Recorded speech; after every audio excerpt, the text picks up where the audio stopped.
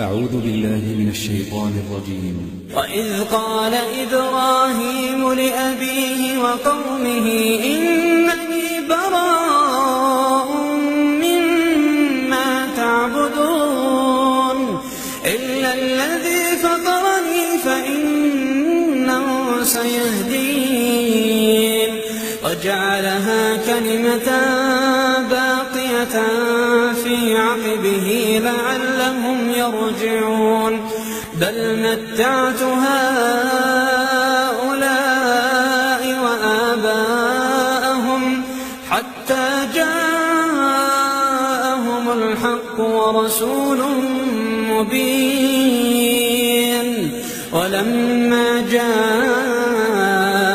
الحق قالوا هذا سحر وإنا به كافرون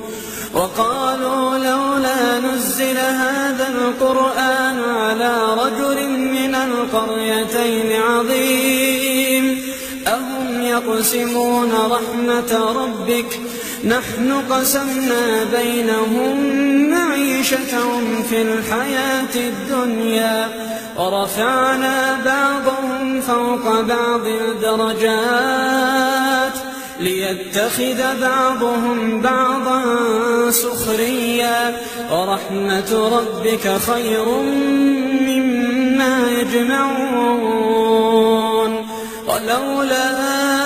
أن يكون الناس أمة واحدة لجعلنا لمن يكفر بالرحمن لبيوتهم سقفا من فضة ومعارج عليها يظهرون ولبيوتهم أبوابا وسررا عليها يتكئون وزخرفا وإن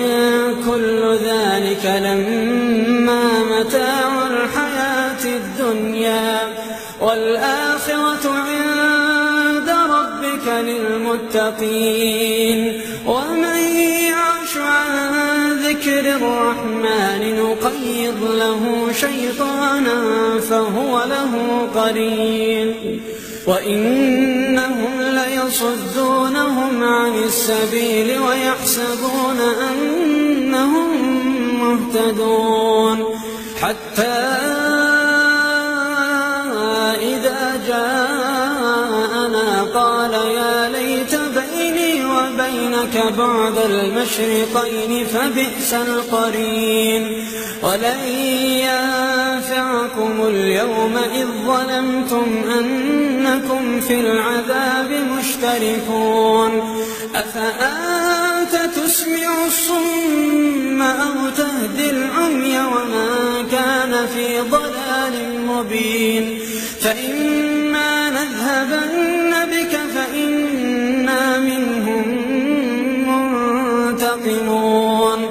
أو نرينك الذي وعدناهم فإنا عليهم مقتدرون فاستمسك بالذي أوحي إليك إنك على صراط مستقيم وإنه لذكر لك ولقومك وسوف تسألون واسأل من أرسلنا من قبلك من رسلنا أجعلنا من دون الرحمن آلهة يعبدون ولقد أرسلنا موسى بآياتنا إلى فرعون وملئه فقال إني رسول رب العالمين فلما جاءهم بآياتنا إذا هم منها يضحكون وما نريهم من آية إلا هي أكبر من أختها وأخذناهم